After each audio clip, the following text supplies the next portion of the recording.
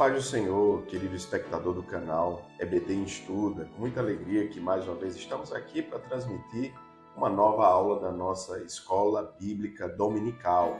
Uma aula desse trimestre em que estamos estudando o avivamento. O título da revista é Aviva a Tua Obra. E hoje estaremos transmitindo a lição de número 3, cujo título é O Avivamento no Novo Testamento.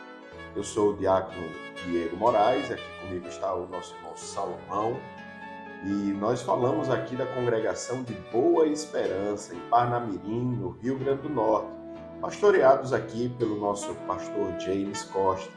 Fique conosco até o final, não se esqueça de compartilhar esse vídeo e deixar o seu joinha, porque isso ajuda o nosso canal a alcançar cada vez mais pessoas.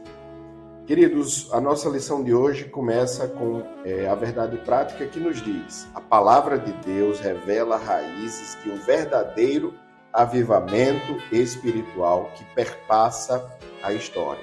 O textuário se encontra lá em João, no capítulo 4, versículo 10, que diz: Jesus respondeu e disse-lhe: Se tu conheceras o dom de Deus e quem é o que te diz, dá-me de beber, tu lhe pedirias e ele te daria água viva.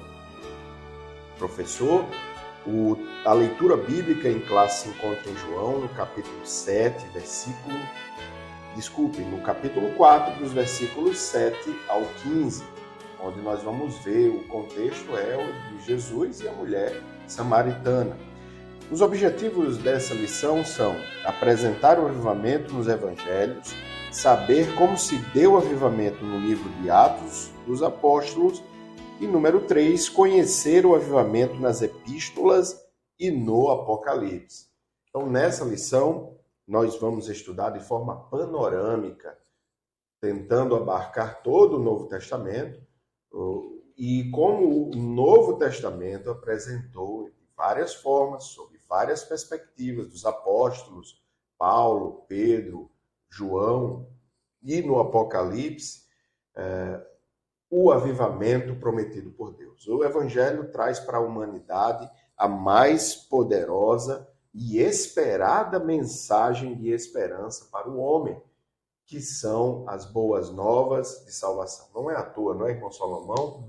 Que Evangelho é boas novas, ou são boas novas. Amém. Vamos adentrar no nosso primeiro tópico da lição, que tem como tema o avivamento nos evangelhos. Então, ele vai falar aqui o avivamento dentro dos evangelhos. E ele separou aqui, primeiramente, o primeiro ponto fala sobre o avivamento em João. Certo? Diz assim: o Evangelho de João foi escrito entre os anos 80 e 95 depois de Cristo. A sua abordagem difere dos outros 3 evangelhos. Daí não consideramos esse evangelho um livro sinótico. Então ele é diferente dos outros 3. João retrata a Deus a Jesus como Deus soberano. No princípio era o verbo estava com Deus. Então ele mostra ali Jesus como Deus, certo? E diz assim a lição: no encontro de Jesus com a mulher samaritana, quer dizer, uma água diferente é revelada aos homens. Então aqui ele apresenta Jesus como essa água que purifica, que transforma. Ele diz aqui, no versículo número 14 da leitura bíblica em classe: por isso a importância de você ler essa leitura bíblica em classe, porque é a segunda base da lição, é o que vai dar base ao todo o contexto da lição. Mas aquele que beber da água que eu lhe der, nunca terá sede, porque a água que eu lhe der se fará nele uma fonte de água a jorrar para a vida eterna. Olha só como o texto de João capítulo 4, versículo 14, mostra que água é essa, a água. Então esse versículo é o resumo da missão redentora de Jesus. Preenche o vazio da alma com a salvação, sana as necessidades espirituais e emocionais do ser humano. Então, esse versículo ele faz um resumo da missão redentora de Jesus. a importância. Então, por isso que está mostrando aqui o avivamento em João. João já retrata esse avivamento, que é Jesus, é o é o que traz vida, a Bíblia diz vida com abundância, certo? Diz assim a lição: só Jesus pode fazer isso. Esse encontro entre o Salvador e a mulher samaritana mostra que o fruto da mensagem divina traz vida aos que estão mortos espiritualmente. Então, olha só, isso mostra como o que Jesus trouxe para nós. Trouxe essa mensagem de vida, essa mensagem de esperança, de transformação de vida. E isso encontramos o avivamento em João, no Evangelho de João. Exatamente. E aí, nós, no segundo ponto desse primeiro tópico, vamos falar sobre o avivamento já em Mateus. É muito importante frisar isso, porque já vi, em alguns casos, até em pregações, incluir-se João junto com os sinóticos. Mas, na verdade, irmãos, os evangelhos sinóticos não incluem o livro de João, né? E o primeiro evangelho sinótico é o de Mateus, esse evangelho que vem apresentar o reino de Deus. Esse evangelho tem essa característica especial. Ele é direcionado aos judeus e procura apresentar o reino de Deus. E como a gente relaciona de forma paralela com a lição que estamos estudando, porque estamos falando de avivamento espiritual. Era por meio do reino de Deus que, na perspectiva de Mateus, haveria a restauração espiritual de Israel, um novo avivamento. Lembrando que todas as profecias convergiam para isso. Precisamos citar, falando sobre os evangelhos, que João falava ao povo, dizendo que ele os batizaria com água, mas viria o Messias que os batizaria com fogo. E isso é uma referência direta, queridos, ao avivamento.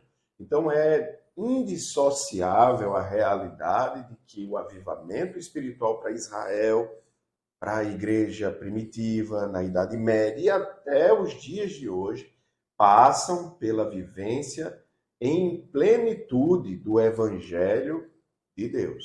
Então, o Evangelho que são as boas novas para a humanidade. Então, estamos vendo aqui e os Evangelhos apresentam de forma expressa que o avivamento espiritual era parte indissociável do reino de Deus. No terceiro ponto do primeiro tópico ainda tem como tema o avivamento em Marcos.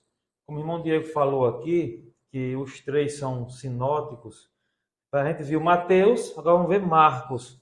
No Evangelho de Marcos, Jesus é apresentado como servo em três aspectos, que é muito importante isso, porque a gente vai entender a importância de como servo em três aspectos. Quer dizer, Jesus, o Todo-Poderoso, o soberano que criou todas as coisas, e ele é apresentado como servo em três aspectos. No primeiro aspecto, ele mostra que Jesus, como servo vencedor sobre as enfermidades, os demônios e as forças da natureza e a morte. Olha só, mostra como ele soberano, ele venceu os demônios, venceu a natureza, venceu a morte. No segundo aspecto, mostra que Jesus, como servo, sofredor, maltratado pelos líderes judaicos e sacerdotes, traído por Judas e um dos seus discípulos. Então, olha só como mostra a esse Jesus no segundo aspecto, e humilhado pelos soldados romanos. No terceiro aspecto, Marcos apresenta Jesus como um servo triunfante. Então, vocês vão ver que Marcos apresenta Jesus como um servo triunfante.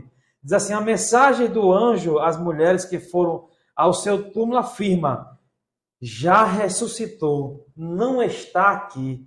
Aleluia. Olha só como mostra a esse servo, a Jesus triunfante. Então, tudo isso está mostrando o avivamento no livro de Marcos, no Evangelho de Marcos. Mostra, irmão Diego, claramente que a gente pode entender como o Deus Todo-Poderoso, Jesus Cristo de Nazaré, como os três aspectos que ele se apresentou aqui para nos salvar, né? Isso, essa é a visão de Marcos, De né? Marcos, é. E a gente conclui os evangelhos sinóticos com Lucas, né? O médico amado, o único escritor do Novo Testamento gentil, né? O amigo de Paulo. E ele apresenta no seu evangelho essa visão da humanidade de Jesus.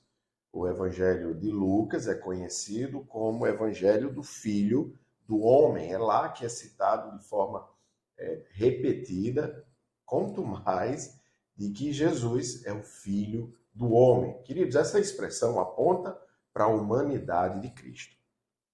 Então, já que esse é o último evangelho sinótico, só para nós entendermos, sinótico vem de mesma visão.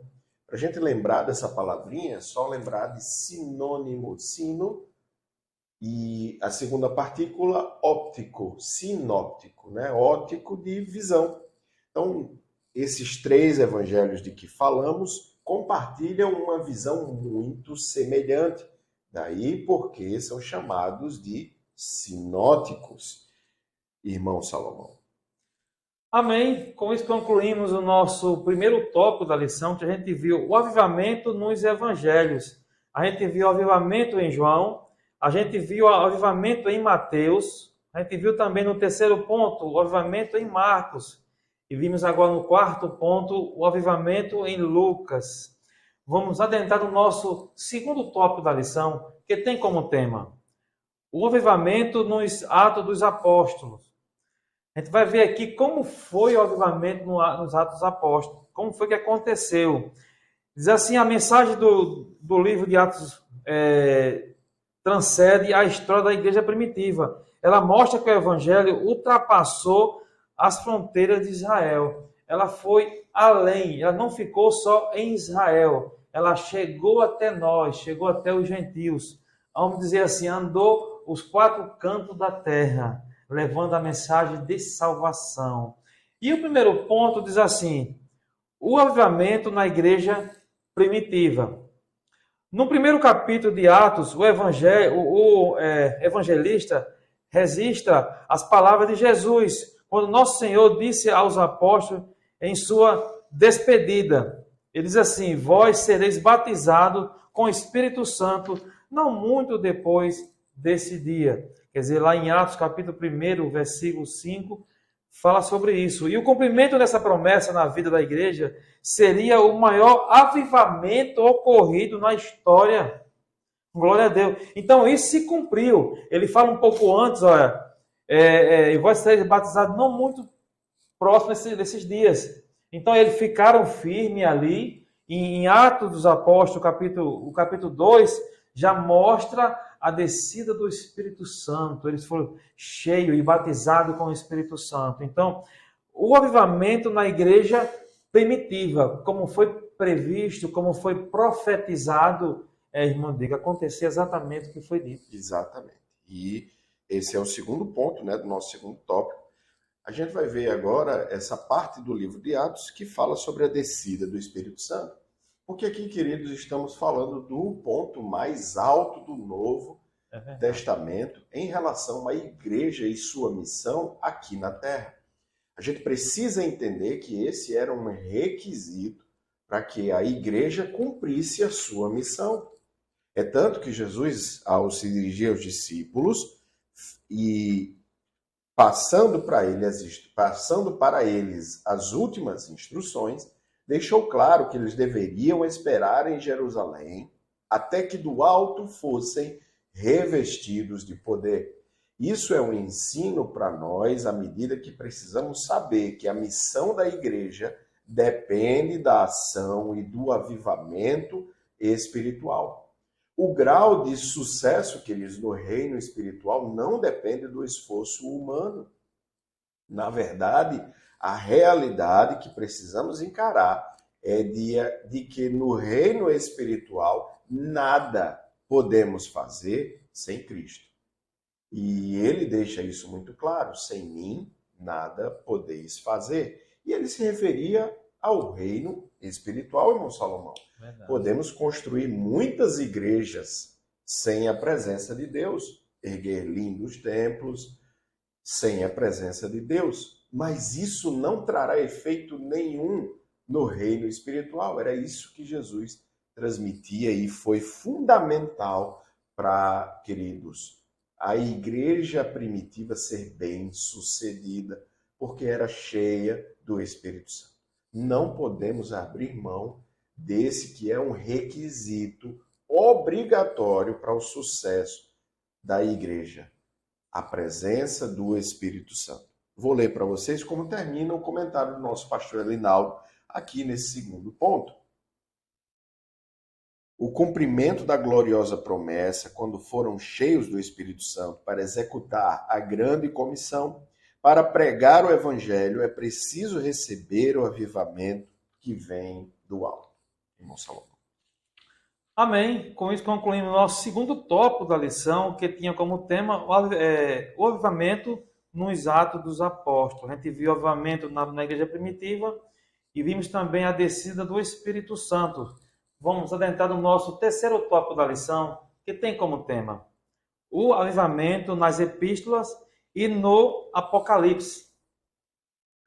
Primeiro ponto diz assim: nas epístolas paulinas, a gente sabe que como Paulo foi chamado foi de uma grande poder de Deus. O próprio Cristo pregou para Paulo. Apareceu a ele numa visão e houve essa transformação de vida.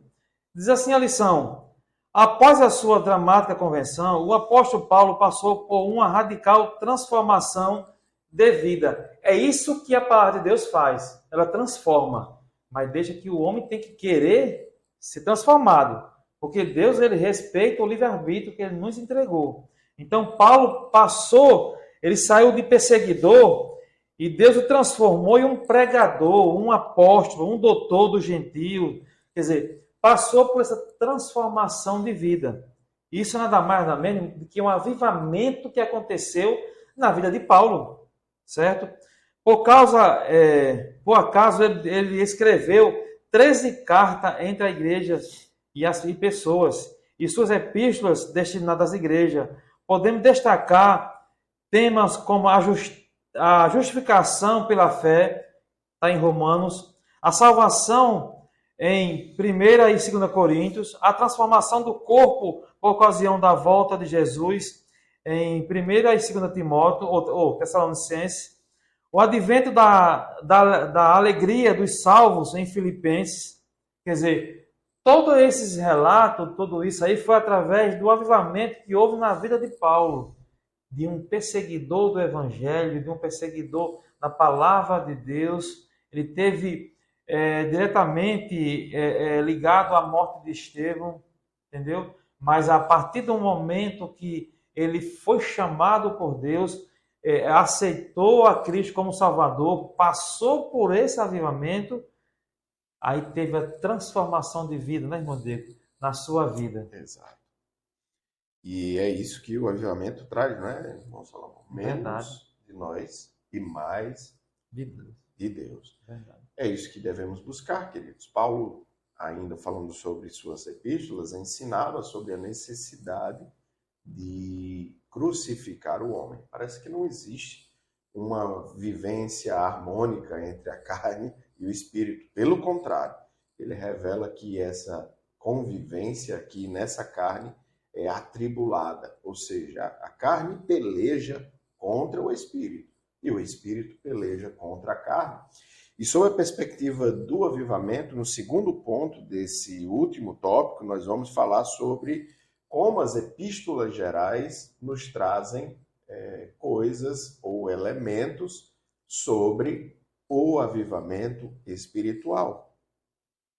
O segundo ponto é nas epístolas gerais, ou como alguns preferem, as universais. As epístolas universais apresentam 8 documentos, aparentemente perspectivas avivalistas. Elas revelam princípios que dão suporte a verdadeira vida cristã. Nós vamos ver Pedro falar sobre a necessidade de crescer na graça e no conhecimento. Vamos ver Tiago falando que o Espírito que habita em nós tem ciúmes. Estamos falando de autores dessas epístolas, queridos, dessas epístolas universais. Ou seja, diferente de Paulo, que escrevia para igrejas especificamente, nessas epístolas não temos um destinatário específico, uma congregação ou cidade. Mas da mesma forma temos essa harmonia na mensagem em que Cristo precisa estar no centro de todas as esferas da nossa vida.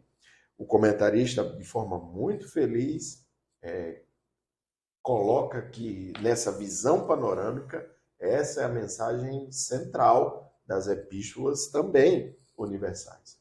Cristo precisa estar no centro de todas as esferas da nossa vida.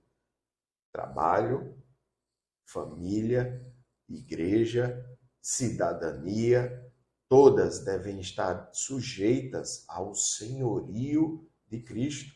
A ética e a moral têm que ser encaradas pelo cristão da perspectiva de Cristo. A chave para isso é termos uma mente diferente. Como Paulo diz, a mente de Cristo. O avivamento só seria possível sob a perspectiva desses homens se tivéssemos essa vida. Amém. O terceiro ponto do terceiro tópico diz assim: no livro do Apocalipse, ele vai tratar sobre aqui o último avivamento, o último, finalzinho do avivamento, certo? Que vai se realizar justamente no Apocalipse. No Apocalipse, traz revelações singulares a respeito dos fins, do fim dos tempos. Que revelação é essa? O pastor Elinaldo, o comentarista, ele retrata aqui algumas revelações importantes. Ele vai traçando um perfil de uma sequência maravilhosa. E você pode entender que no finalzinho ele vai mostrar o avivamento, ou o último avivamento. Diz assim, a revelação de Cristo, a revelação do Cristo glorificado, a revelação das coisas passadas, a revelação das coisas em relação à igreja. Tudo vão ser revelações que vai ser mostrada nesse período. Em relação às nações, o arrebatamento da igreja, o tribunal de Cristo, a entrega de galardões, as bodas do Cordeiro, depois de 7 anos em que haverá grande tribulação na terra, o tribunal de Cristo, onde vai julgar os cristãos, que vai ser arrebatado, mas que não vai ser mais para a condenação, mas vai ser para a entrega de galardões, das bênçãos, certo? Dando sequência aqui do tribunal de Cristo e as bodas do Cordeiro no céu. Jesus voltará em glória e será visto por todos os habitantes da terra. Isso acontecerá justamente no final da grande tribulação, quando Cristo vier em glória, todo olho o verá, até mesmo aqueles que aqueles que ultrapassaram, aqueles que o feriu a sua mão, furou a sua mão, os seus pés, vão ver as marcas, certo? Então, dando sequência aqui, ele diz aqui, e ele dará fim à grande tribulação, implantará o glorioso reino milenar. Nesse dia o mundo viverá o maior e o último avivamento da história. Dar-se-á o início do milênio. Então, veja como o autor da lição, o nosso comentarista, o pastor Linaldo, ele retrata muito bem, irmão Diego, esse último avivamento. Mas lembrando que o avivamento é um dos pré-requisitos para que você e eu tenham o nosso nome escrito no livro da vida, irmão Diego. Se não tiver, não vai escutar o seu nome sendo chamado quando Cristo vier buscar a sua igreja. Eu acredito que você afirma isso com base no que diz as Escrituras. Correto, né? Correto. Sem santificação, ninguém verá o Senhor. A Deus. É Isso é importante para a gente concluir a nossa lição de hoje, queridos. Nós temos essa visão muito clara. Não é porque, às vezes, uma congregação não está participando ou não tem uma geração avivada em sua plenitude, que o avivamento não está aí. O avivamento espiritual trazido pelo Espírito Santo lá na inauguração da igreja, no Pentecostes, jamais cessou. Nós precisamos ter claro de que, às vezes, o avivamento ou uma geração avivada, toda uma nação, toda uma cidade, um estado, tem um pico desse avivamento.